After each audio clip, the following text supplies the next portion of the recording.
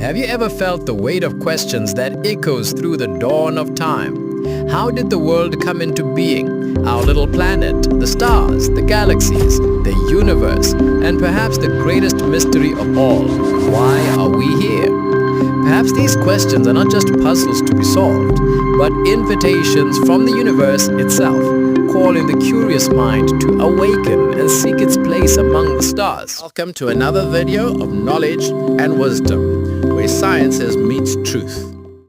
Spoiler alert, this video won't claim to answer life's biggest questions. Instead, we'll explore them deeply, uncovering insights and perspectives that lead us toward meaning, using our knowledge and wisdom as guide.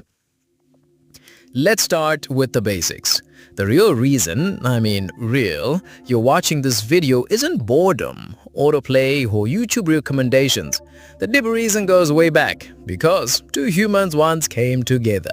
The details of who, how, or why may differ, but one thing's certain. There was an exchange of bodily fluids, two being tiny but powerful players, sperm and ova. Fast forward 9 months in most cases, and there you were, born into this world. No consent, no choice. Did anyone ask your opinion? Of course not. You weren't here to give one. Some might argue that you agreed to this in your past life, but that's another debate entirely. For now, let's agree to disagree on this one. You don't recall signing up for existence. Yet here you are, facing life with all its challenges, safety, health, growth, survival. Which naturally raises the questions, why are you here? What's your purpose? And what really awaits after this? Are we truly here just to be born, grow, learn, work, chase pleasures, baddies? Rich men maybe create more lives without their consent and then die, leaving the cycle to repeat endlessly.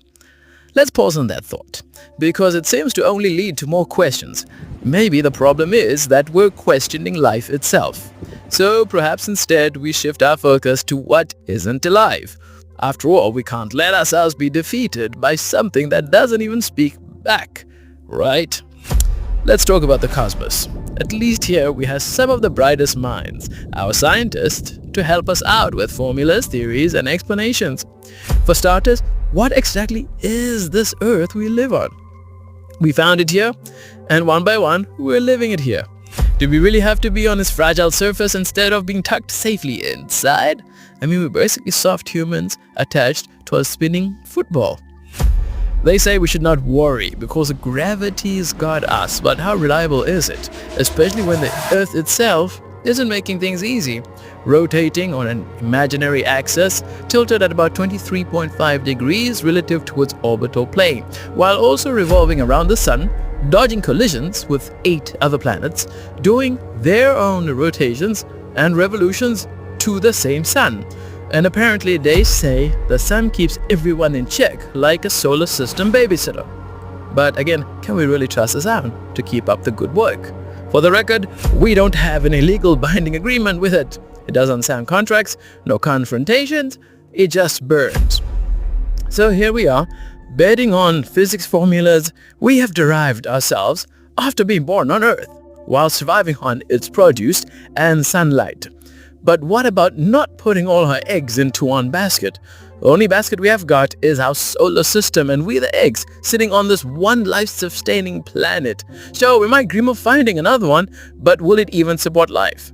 Will it have its own source of energy like our Sun? Who knows? And then it gets more complex. Our solar system is just one tiny piece of the Milky Way galaxy, home to billions of stars. And that's just one galaxy out of billions in the universe. A universe that supposedly contains all of space, time, matter, and energy. But we don't even know its whole size, because they say we're only exposed to a diameter of approximately 93 billion light years at present. And here's the kicker. It's expanding.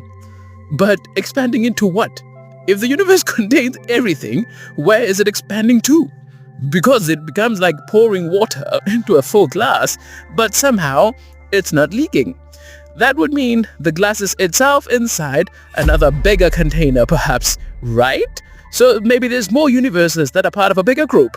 And since no one has named it yet, I'll call it knowledge and wisdom, until someone comes up with the name of grouped knowledge and wisdoms.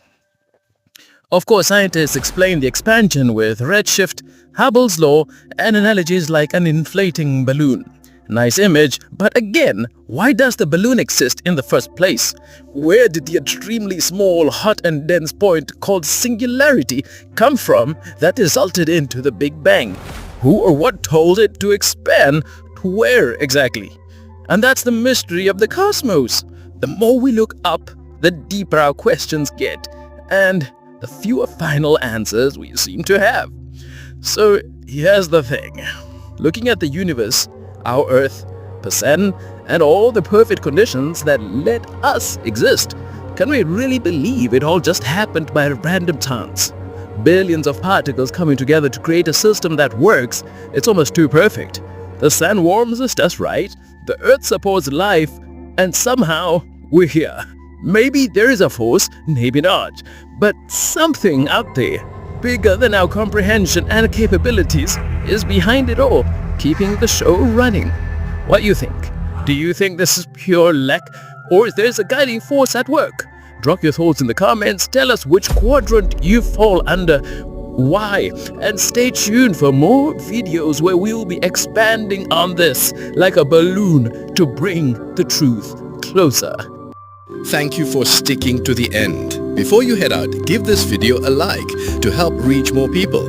Hit subscribe, turn on the bell so you're always in the loop, and if you know someone who would benefit from this, share with them too. Sharing is caring, right? See you in the next one.